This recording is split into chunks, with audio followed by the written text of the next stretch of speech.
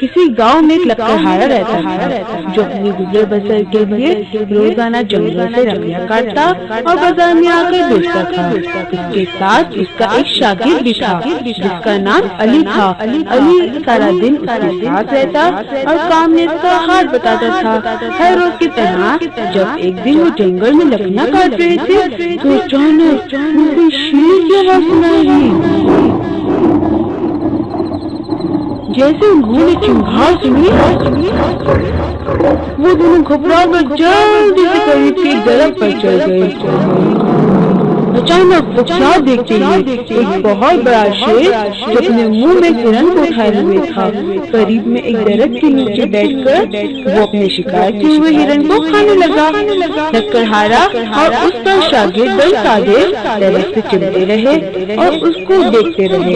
کافی دیر بعد جب شیر کا پیٹ بھر گیا تو بچے ہوئے ہرن کو وہاں چھوڑ کر چل دیا۔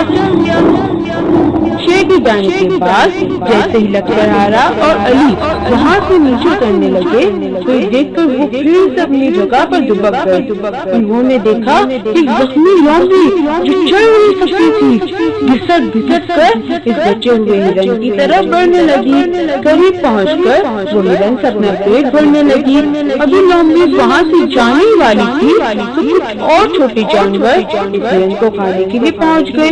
یہ پرندے اس سے لطف اندوز ہوئے اور آخر میں چھوٹے چھوٹے کیڑے مکوڑوں نے اسی ہرن سے اپنا پیٹ بھرنا شروع کر دیا۔ اس تمام نظارے کو دیکھ کر لکڑہارے پر ایک عجیب سی کیفیت طاری ہو گئی۔ تو اپنی مخلوق کو کبھی بھی بھوکا نہیں رکھتا اور ان کا رزق اس کے دروازے پر پہنچاتا ہے۔ ان کو بھی جو کچھ محنت کر کے کھانے کے قابل نہ ہو۔ اس واقعے کا اس پر اتنا اثر ہوا کہ اس نے اپنی کلہاڑی اپنے شاگرد علی کے حوالے کی اور بولا مخلوق کو اس کا رب کسی حال میں بھوکا نہیں رکھتا تو پھر ہمیں اتنی محنت کرنے کی کیا ضرورت ہے؟ کیوں نہ ہم بھی آرام سے بیٹھ جائیں۔ اللہ ہمارا مقرر کیا ہوا رزق ہم تک پہنچاتا رہے گا اور ہم اپنی کٹیا میں بیٹھ کر اس کی عبادت جب وہ اس زخمی لومڑی کو اس کے گھر رزق پہنچاتا ہے تو مجھے یقین ہے اللہ ہمیں بھی بھوکا نہیں رکھے گا۔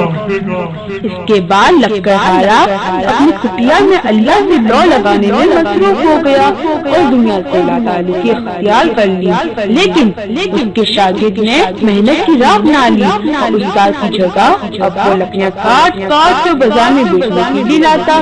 پہلے ہی دن جب وہ بازار میں کاٹی ہوئی لکڑیوں کو بیچنے کے لیے پہنچا تو ایک انتہائی مالدار شخص نے علی سے سب لکڑیاں خرید لی اور اس کی توقع سے بڑھ کر اس کو اجرت ادا کی اور علی کو ہدایت کی کہ آئندہ سے وہ جتنی بھی لکڑیاں کاٹے اسے میرے گودام میں پہنچا دیا کرے۔ اسی روز وہ خوش خوش اپنے استاد لکڑہارے کے گھر پہنچا اور اپنی آمدنی میں سے کچھ حصہ اس کے ہاتھ پر رکھا۔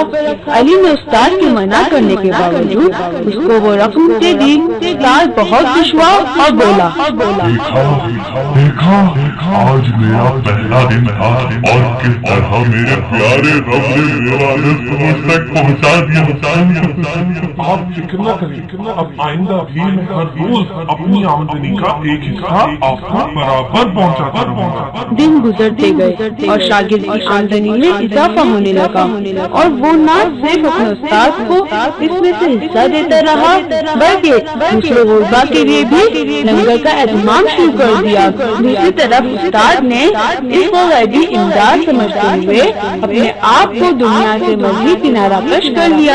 ایک روز شاگرد اپنے استاد کے ہاں پہنچا اور اس کو اس بات کی دعوت دی کہ وہ اس کے ساتھ جا کر اس کے نئے گھر کا افتتاح کرے۔ یہ سن کر استاد بہت خوش ہوا اور اسے دعائیں دیتے ہوئے اس کے ساتھ چل دیا۔ گھر پہنچ کر جب استاد نے اپنے شاگرد کا اتنا شاندار گھر دیکھا تو وہ حیران رہ گیا۔ ارے اتنا شاندار گھر اور یہ اتنا بڑا لنگر، یہ کیسے؟ उस्ताद ये सब आपकी तालीम और पढ़ाई की बदौलत है जो अल्लाह ने मुझे इतना शानदार घर वापस आकर उस्ताद बहुत परेशान हुआ और बड़बड़ाने लगा। मैंने आखिर उसको अपनी कुल्हाड़ी क्यों दी थी? आज अगर वो कुल्हाड़ी मेरे पास होती तो यकीनन मैं भी ऐसा ही शानदार घर बना लेता। वाली कुदरत, ये तेरा कैसा इंसाफ है कि उसको तो तूने इतना भी कर दिया और मुझे इतना गरीब, मुझे हर रोज उसकी दी हुई थोड़ी सी खैरात में गुजारा करना पड़ता है, जबकि वो कर छोकरा जिसने काम भी मुझसे सीखा आज इतनी ठाठ से जिंदगी गुजार रहा है। ये सरासर नाइंसाफी है। जब उसकी आवबका बहुत बढ़ी तो वैद की एक आवाज आई। तुमने लोमड़ी से मुतासिर होकर अपने लिए जो राज चुनी थी वो रिज़्क़ तुझे बिला नावा मिलता रहा, लेकिन तेरे इस शागिर्द ने लोमड़ी के बजाय शेर से सबक लिया। न सिर्फ अपने खाने का इंतजाम किया बल्कि तुझे और तुझ जैसे बहुत सारे दूसरे अफराद के लिए भी रिज़्क़ की फराहमी का सबब बनता रहा। अब तू बता, तेरी शिकायत जायज है या गलत? प्यारे बच्चों, ऊपर वाला हाथ हमेशा नीचे वाले हाथ से बेहतर होता है। एक मजबूत और खुशहाल मुसलमान दूसरों की मदद कर सके ज्यादा अजर का मुस्तहिक है। हम सबको शेर बनकर जिंदा रहना होगा ताकि अपने से कमजोरों का भी हम सहारा बन सके।